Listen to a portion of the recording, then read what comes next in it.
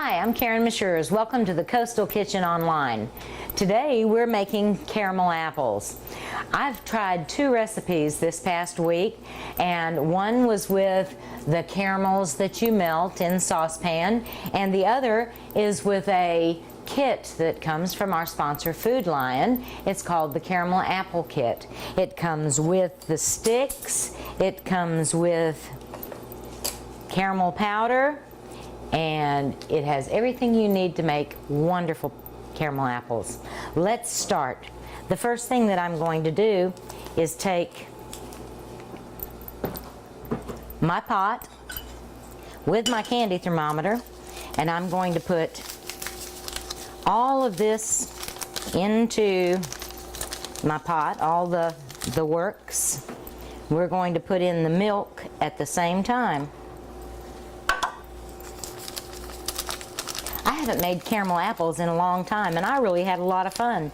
It's really a little bit of a wait time, but everything turns out beautifully. As soon as you put that in, you've got your milk, give it a nice stir. We're going to make sure that all of the powder has dissolved. This gives a wonderful thick coating to your apples. And I used Granny Smith apples. Absolutely had a delicious time eating one yesterday. All right, that's got to come to a boil. We're going to leave that set for just a minute. While that's doing it, make sure that your apples don't have any wax on them. These have been washed, and even though they've been in the fridge, which I love icy cold apples, they start to put a little bit of condensation on the outside, and you want to make sure that you dry them off good before you dip them in the caramel sauce. So I like to dry them about 3 times before I actually dip them.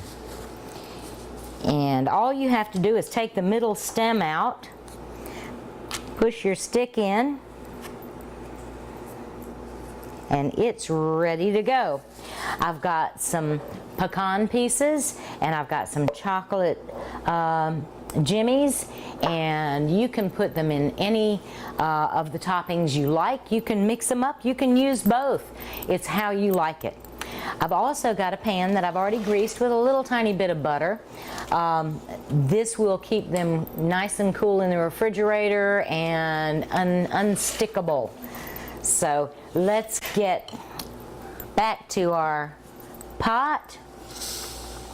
It's starting to bubble. Now this has got to come to a softball stage, which is about 242 degrees. You definitely need a candy thermometer.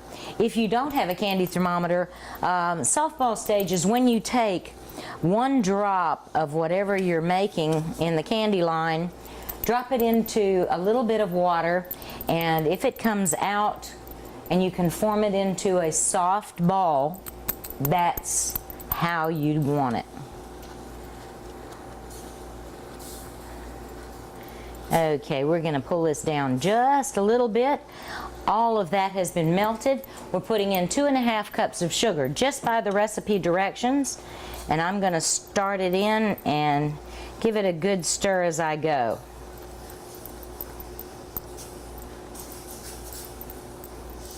You're going to want this to come back to a nice boil, and we're going to let it sit for takes about 15 minutes to come up to softball stage. And you can stir it just occasionally after we get everything mixed up in the pot here. I know when it comes to candy apples, I'm a big kid because I really like them, and I don't know why I haven't made them before. All right, temperature's already up to 160 degrees, and we're just going to let this cook.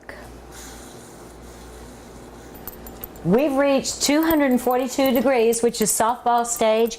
I'm going to turn the heat off, and now this syrup needs to sit and cool for about 10 minutes.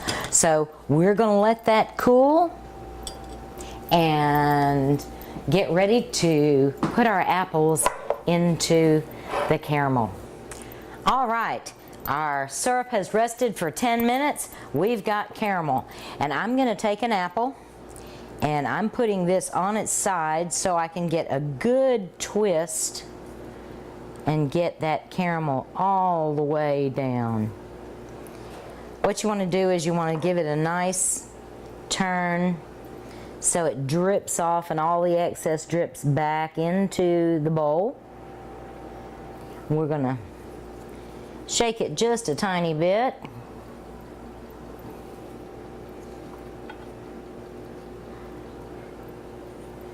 See how great that looks?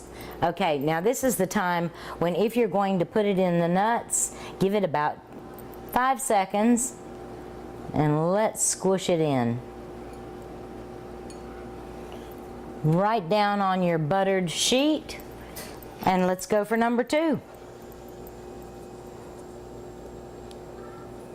Just make sure you get the caramel all the way covered. Sometimes you might have little bubbles in it, but that's okay. It just makes it interesting. I'm going to turn it around again.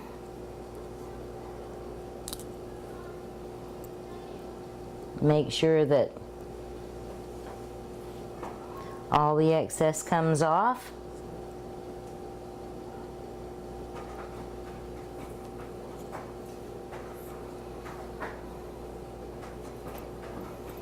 Okay, let's leave that one plain.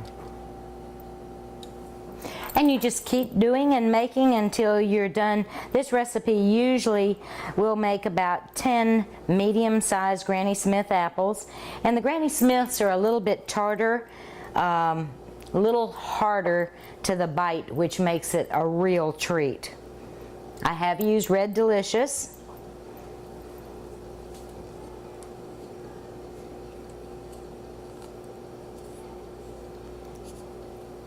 All right, here we go. Let's fluff up these nuts and do some more nuts. And as many as you like or as little as you like.